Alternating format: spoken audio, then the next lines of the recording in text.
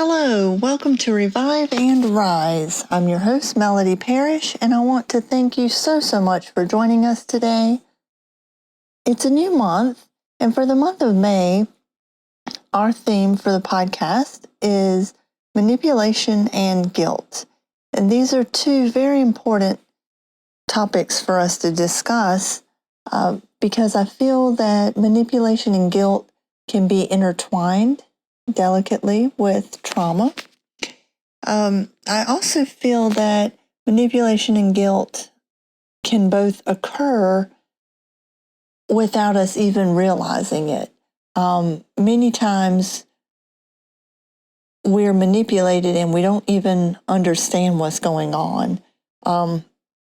So I hope to spend the next few moments with you, sharing stories, personal experiences, and some key tactics of emotional manipulation in the hopes that you'll be able to recognize when this occurs in your life, if it's occurring in your life currently, or to be able to prevent it from occurring in the future. And so let's just dive right in. Back in February, when I was visiting my parents, I drove past Fort Mill, South Carolina, and I was reminded of Heritage USA. And for those that aren't familiar with Heritage USA, it was an American Christian theme park and retreat center that was in Fort Mill, South Carolina. It was built by televangelist Jim Bakker and his wife, Tammy Faye, and they were the founders of the Praise the Lord Club, the Praise the Lord Network. They were televangelists from the mid-70s to the late 80s, and they acquired a large following of believers, and Heritage USA, something that I was quite shocked to learn, but Heritage USA was the third most popular theme park at its peak. It was only behind Walt Disney World and Walt Disneyland as far as visitors that came to see it. And at its peak, there were nearly 6 million visitors annually to come and visit the theme park. It was 2,500 acres of land. And it had a water park, a theme park, a upper room, a church campground. It had an indoor shopping center, a grand hotel that housed 500 rooms. It had conference facilities, a skating rink, a Bible and evangelism school. There were just so many different things that was there on that property, things that I wasn't even aware of. I briefly heard about this. So growing up in South Carolina, growing up in the church, I would hear, mention of this scandal that happened. Because what happened was Tammy Faye and Jim would get on their television program and talk to their followers and gain support. And they would also ask for donations. And they would ask for donations for various things and that they were going to be doing with their ministry that they had. And come to find out, this was a fraudulent activity. It became a way for them to embezzle money. They ended up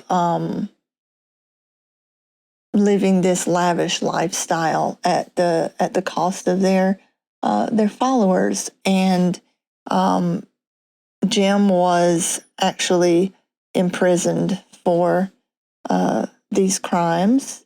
His wife, Tammy Faye, was never convicted or ever associated with the crimes, but he was convicted, and later, while he was in jail, he did write about things that he had done, and I wanted to talk about them specifically because when we think about our spiritual journeys and something that's very, very intimate to us, very important to us, it shapes who we are as an individual.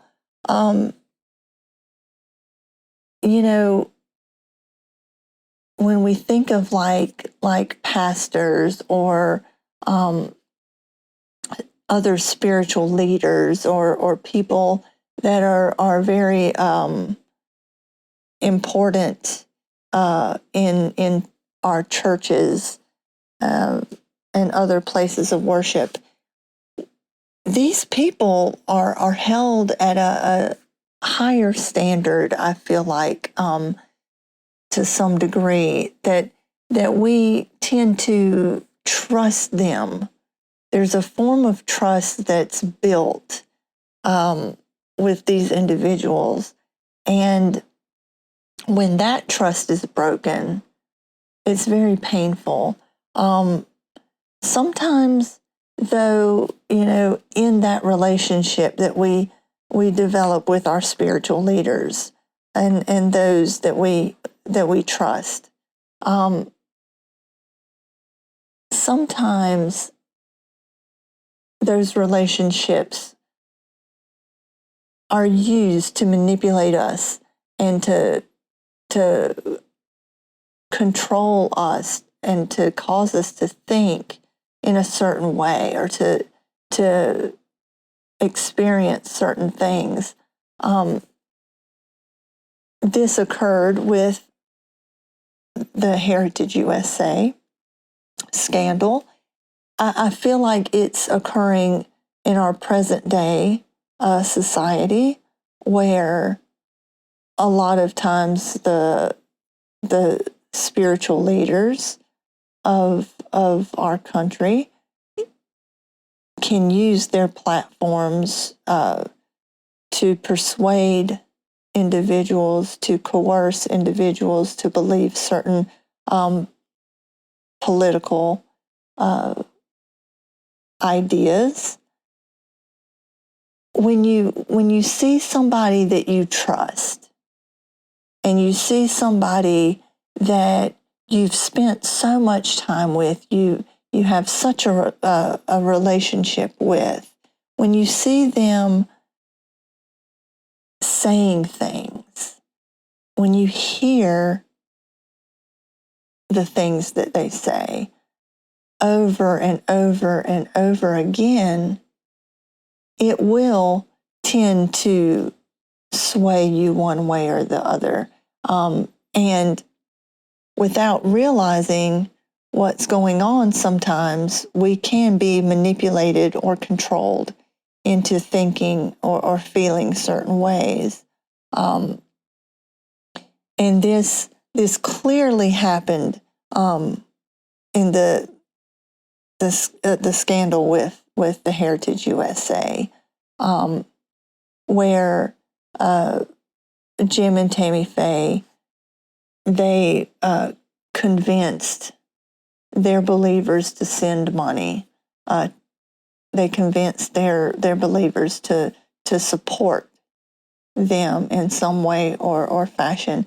And in that way and in that manipulation, those believers, they had no idea what was going on. They had no idea that they were even being manipulated. But every day on the Jim and Tammy Faye show, they spoke to their believers that tuned into their television program every day. Every day. The same thing. The same way. And it just manipulated their mind into believing these things. And we see that even in our political situation that our country's in now. When people that we trust with our spiritual journeys,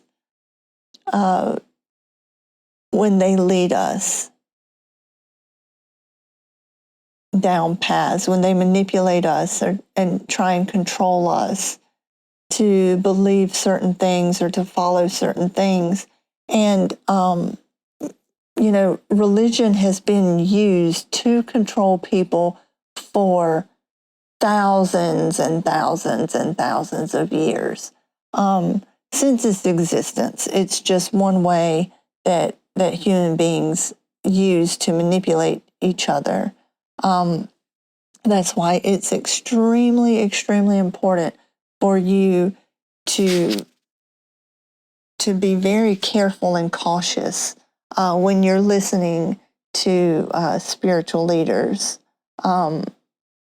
Listen to what they say, and then think about whether or not you believe those things, whether or not those things follow what you know to be true in your spiritual journey. And when I'm talking about these things, and I'm like, well, these people manipulated and they controlled other people. Well, how would they do that? How would somebody let that happen? How could somebody let someone control them to that extent, right? And you probably, we all think that. And sometimes, that's the thing. Manipulation happens and we don't even realize it's happening. We have no clue. But here, I wanted to share with you a few key tactics that is used for emotional manipulation. And that way it'll help you maybe be able to recognize a little easier when it's occurring, or it'll help you to prevent it from occurring in the future.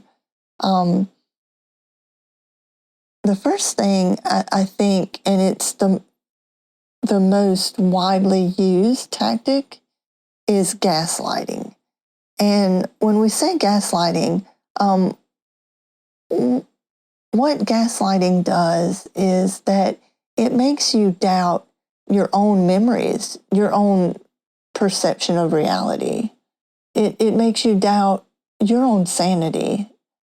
You begin to doubt what you know is true. And in these previously mentioned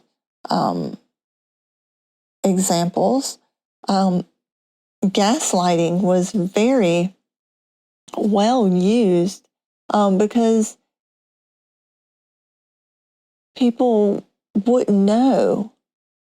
They wouldn't remember, or they may remember things and how things occurred, but they were told that, oh, you're mistaken. Oh, you're remembering that differently. That's not really what happened.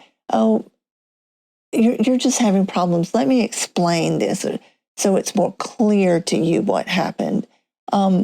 And when you have those kinds of things going on, then it's easy to control someone like that when you're coming up with, your own delusions of reality and making someone else believe that. And it can be very convincing to do. And people, manipulators, the thing is that manipulators are very good at what they do. That's why you don't even realize what's going on when it's happening. Manipulators can be in various positions or various places in your life, and they're people that you trust. Maybe it's a family member, maybe it's a friend, a spouse, but you trust these people. Your spiritual leader, your doctors, you trust these people. And so you wouldn't dream of them actually manipulating you. And when we're involved in gaslighting, it can be very detrimental to your mental state.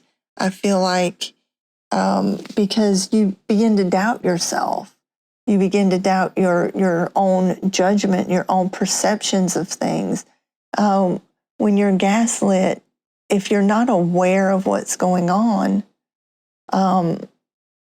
you tend to think that there's something wrong with you, that something's happening, and in a way, the fear that presents to you, and that doubt makes you more reliant on the person that is gaslighting you. And it just becomes a vicious cycle. And I can talk about my personal experience because I was manipulated for many years, and I didn't realize that it was going on. It was someone that I trusted completely, someone that should have been safe, but instead manipulated me and controlled me for many, many years. And they would gaslight me constantly. And whenever I would try to correct what they were saying, and whenever I would be like, well, actually, it didn't happen that way, it happened this way, I was immediately told that I was mistaken, that I wasn't remembering correctly. From my personal experiences, they're different than others. Because of my head injury, I was constantly told that I wasn't remembering things correctly. That that there was something wrong with me. So, and not realizing what was going on, but because this was coming from a trusted individual, I believed them. And that scared me in a way. Subconsciously, it scared me, and it caused me to be more dependent on that individual. And so when we're talking about that also, I think another thing that is deeply ingrained there, and another key tactic that's widely used is guilt tripping someone, and that is when we talk about guilt tripping, it's usually making you feel responsible for the other person's happiness or the other person's actions, taking the responsibility off of that person and putting it on to you. Because remember now, manipulation, I feel like, is driven by the need for power or control, but it's also driven by the need to avoid responsibility for a situation that someone finds themselves in, a situation that they have created, but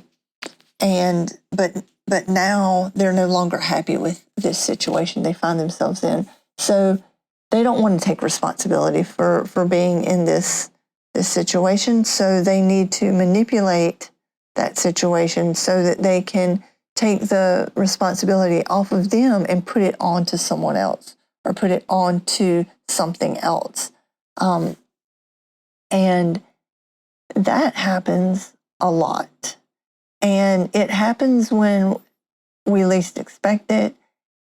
For me, it did happen a lot. And I was told a lot of times when I questioned this person's ideas or questioned their behavior, I was told that they wouldn't have behaved that way if I wouldn't have made them do it. I was told that I caused their action, which is just not true, but it is a way.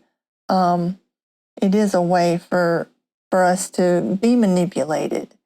And like I said, because this was a trusted individual, then that made me think again that there was something wrong with me, that I wasn't good enough to make this person happy, that I wasn't good enough to help this person in some way out of the situation that they were in. And it caused me also to lose my self-confidence, it caused me to doubt my judgment and my ability to discern things. Another key tactic used in manipulation is flattery. This kind of ties in a lot of things that I'm talking about today. If you listen to the previous episodes last month, or feel free to listen to them now, but they tie together because manipulation and narcissism are kind of intertwined together. And flattery can be used in ways to manipulate us to believe certain things or to think certain things. And it can make the manipulator seem very charismatic. You know, they'll just shower us with all kinds of positive things about ourselves, of positive responses to how we look or how we feel or different things like that. And, but they'll use this flattery to kind of manipulate us to then see them in such a positive light that they would never say these things. They would never do these things because they're such a wonderful person. And that can be used to manipulate us as well. And it's very hurtful too when we realize that occurred, when we realize that flattery, that positive reinforcement, the love that we received was actually a way to manipulate us control us, to believe certain things or to act in certain ways.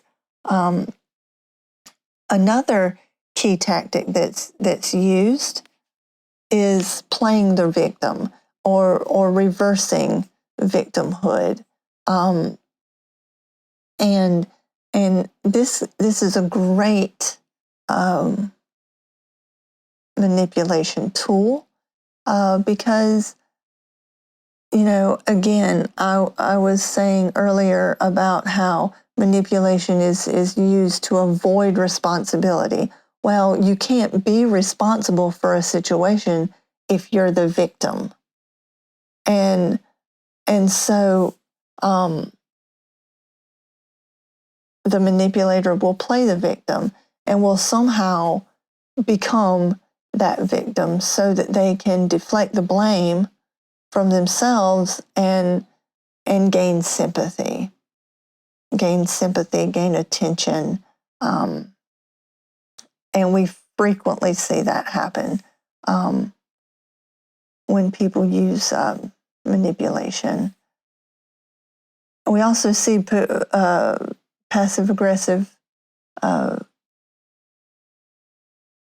techniques such as the silent treatment or other ways or total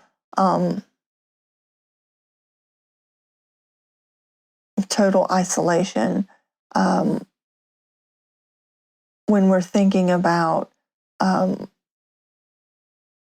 ways of expressing anger. When I was younger, in the times that I grew up, women were taught, that we shouldn't feel anger, that we shouldn't feel frustration or fear, and there were several emotions that females just weren't really taught was okay to feel, and so one way to express anger without just saying, "Oh, I'm angry at you," is the silent treatment, and that can control you. It can be used as a way to punish you for something you did or to control you.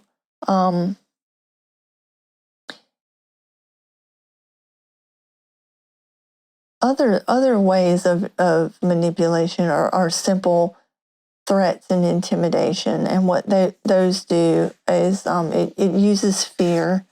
It uses fear to force compliance, and this is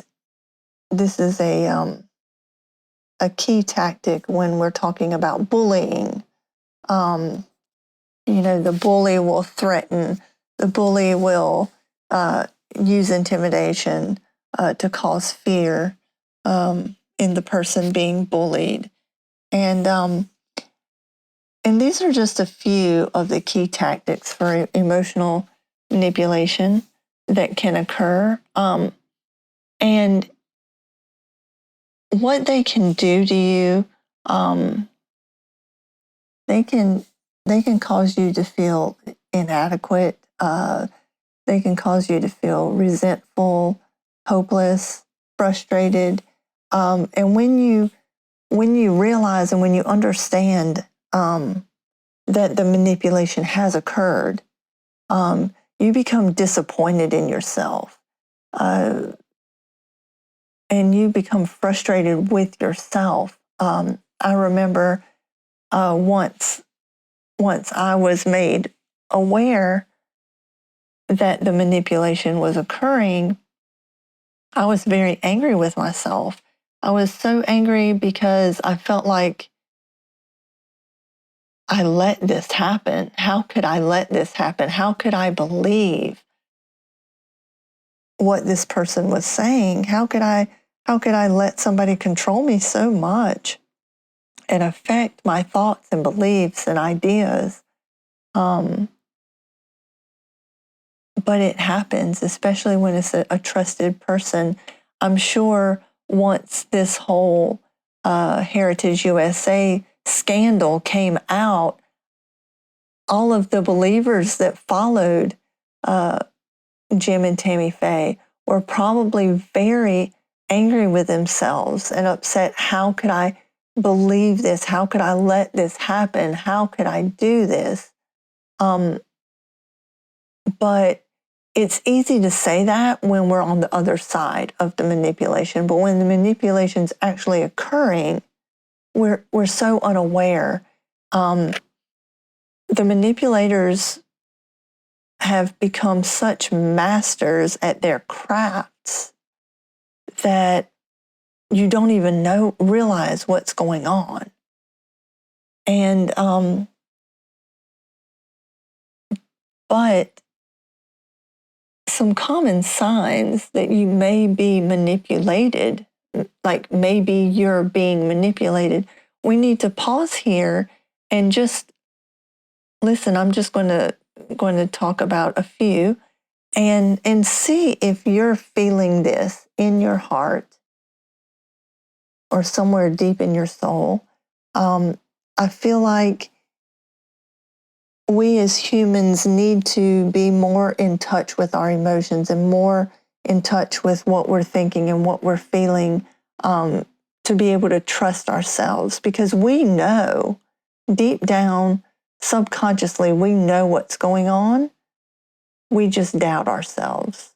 We're made to doubt ourselves by individuals. For example, with the manipulation, we're gaslit. We're made to doubt our own memories, our own perceptions. And so in that doubt, we're just unaware that it's going on. But I want to talk about common signs that you are being manipulated. And one thing would be walking on eggshells. If you feel on edge around somebody, or like you're constantly having to walk on eggshells and to be in constant fear of what you're doing and everything, that is a red flag right there.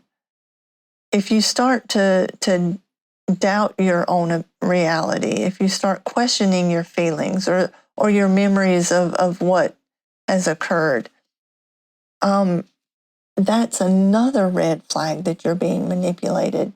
If you're constantly feeling guilty or constantly made to feel responsible for your manipulator's poor behavior, the manipulator's actions, the manipulator's situation that they find themselves in is not their fault, but it's actually your responsibility. Now it's because of you. If you feel that guilt, that's another red flag that you're being manipulated somehow. Isolation can occur. The person that is the manipulator can isolate you from your friends or family, can isolate you from people in your community or in your environment. And through that isolation, then they can manipulate the situation. They can manipulate the stories that are being told. They can manipulate all of it. So if you're being told things like, well, your family doesn't like me, so maybe we shouldn't see them as much as we did. Or if you're told things like, oh, well, that friend over there is doesn't like me or has different beliefs, so we just need to kind of limit ourselves in the amount of time we spend with those friends or those family members or those people.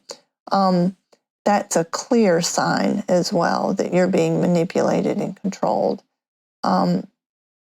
If you're constantly feeling inadequate, if you're constantly feeling foolish or confused, or you just don't understand what's going on in certain situations, then that's another key sign that you're being manipulated. You're being manipulated, and you need to reevaluate those situations. You need to reevaluate those people that you are around, and just determine, what's going on? How is this affecting me? And what needs to change? So I hope that that by talking about these tactics and signs, that it's helped you be able to identify some ways that manipulation can occur. I hope it helps you to become more aware of certain situations, or it helps you to be able to recognize when these things occur. And I hope it helps you to feel seen. I hope it helps you to feel heard if you have experienced these things in some way or shape or form. These things happen. Don't be angry with yourself. Be more understanding of yourself. Look at the situation and try to understand how it happened, why it happened, so that you can prevent it from happening again. And next week, we'll be discussing how we can handle things and what we do when we realize that the manipulation occurs. So I want to thank you so much for joining us today, and I want to remind you that you do not have to suffer alone.